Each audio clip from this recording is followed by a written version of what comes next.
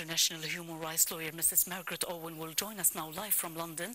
Mrs. Owen, welcome back from ROJAVA, and thanks for being with us. So you've been in ROJAVA for an 8-day solidarity and fact-finding mission. Share us, please, your experiences. Where have you been and who did you meet?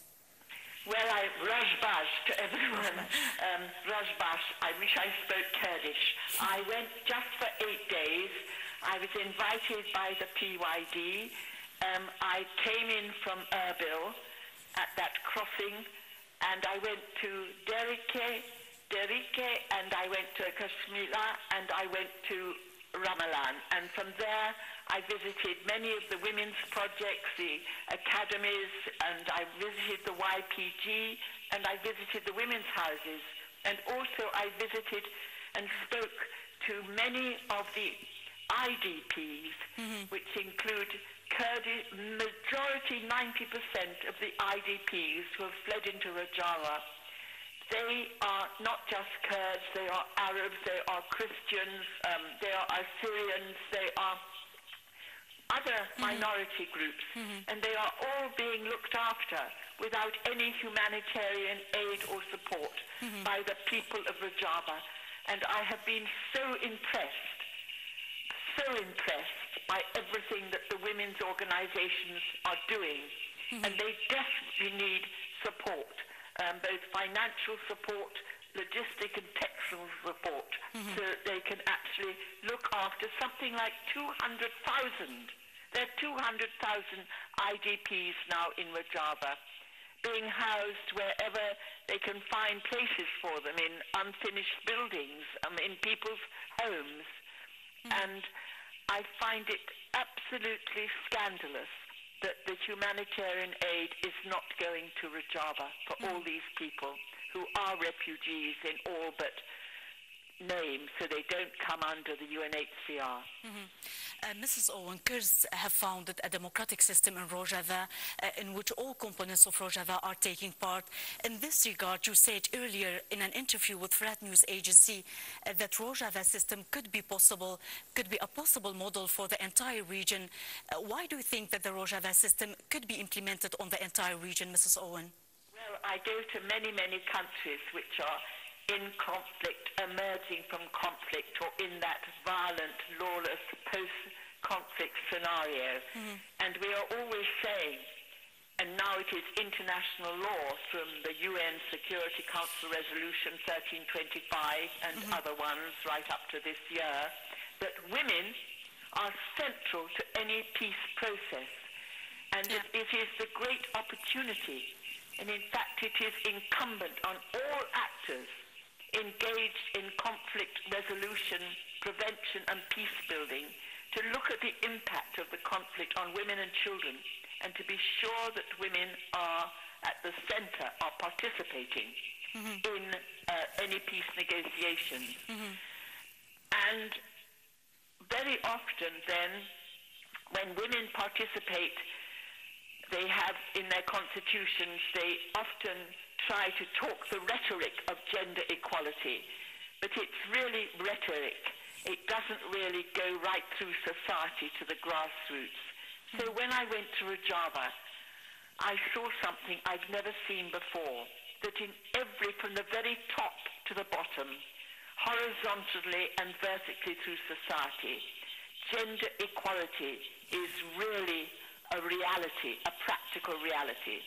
Starting off by the fact that the PYD, it has two co-chairs. It has Saleh Muslim and it has Asia. But every single institution or structure, whether it's a bank or a school or military or education or health, everywhere you go in ROJAVA, every single organization will have co-chairs, a man and a woman.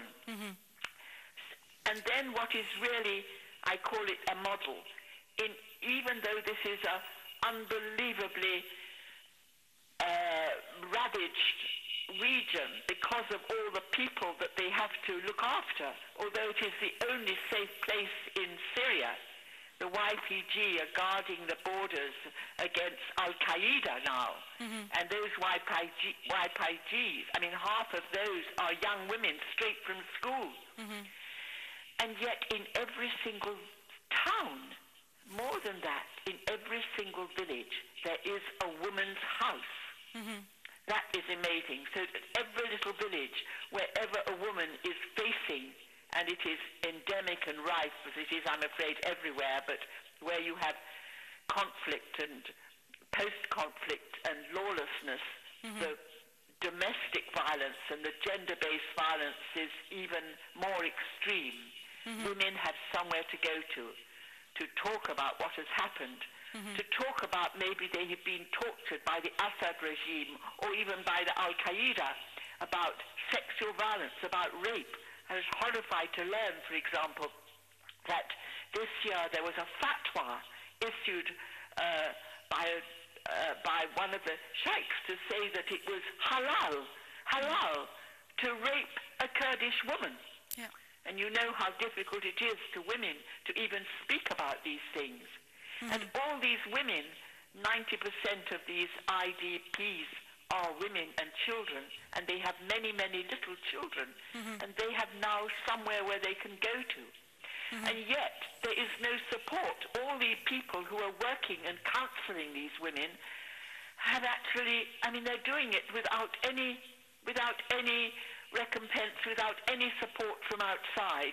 And I'm determined, now I'm back in London, I'm determined to be able to speak to my government, to speak to William Hague of the UK government, to speak to John Wilkes, the UK Foreign Office Special Representative in Syria, and to get through to Valerie Amos, who is the head of the UN humanitarian aid team, to say that now we must be sure that aid gets into ROJAVA, because at the moment it's all diverted, it goes to Damascus and it never gets to them.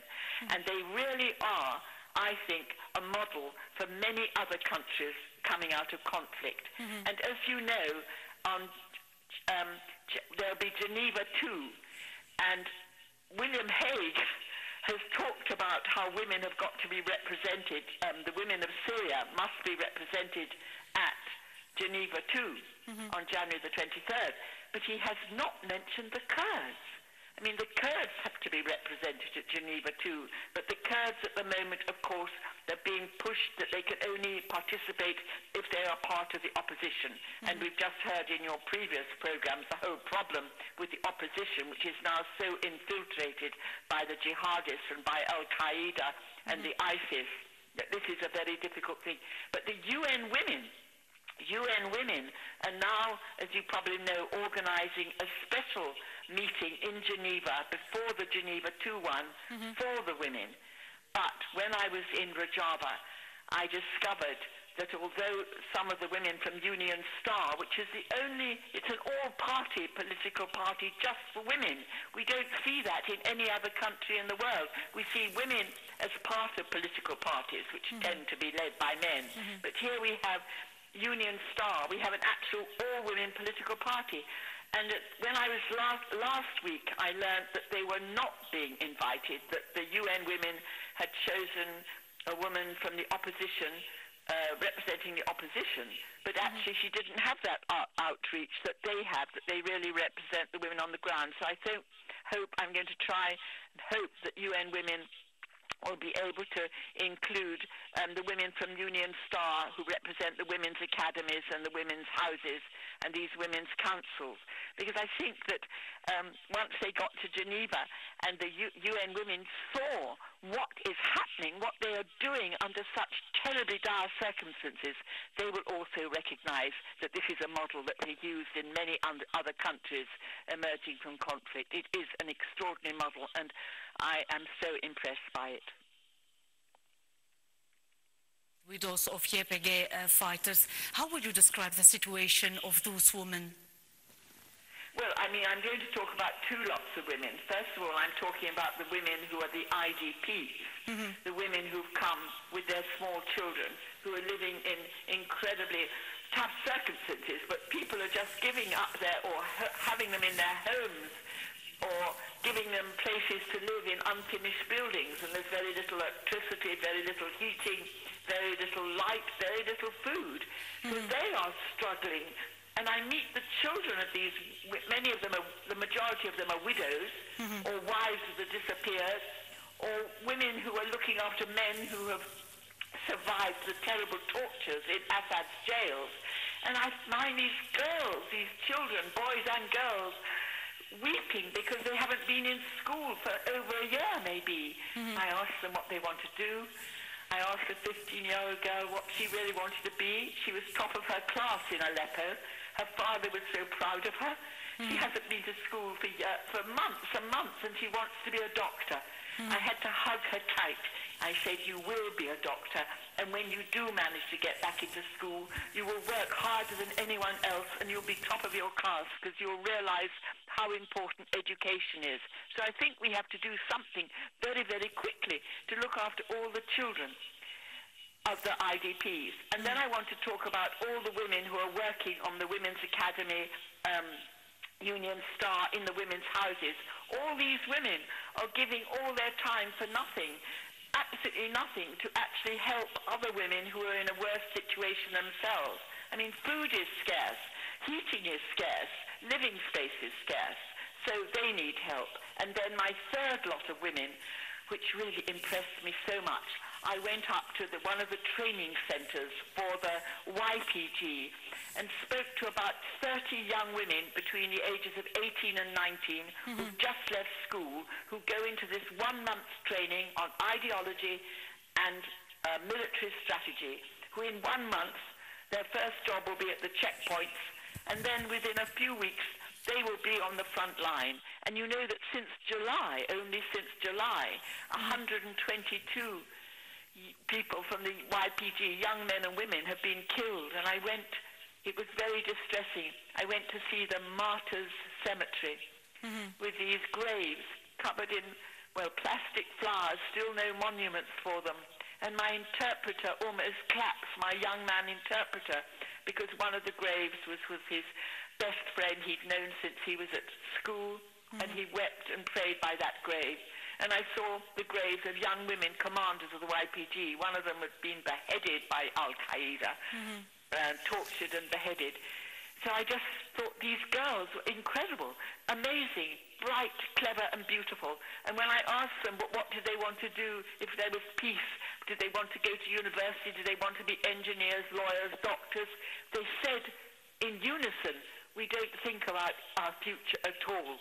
Now we only think about how we can best protect our country, protect our Kurdish ROJAVA.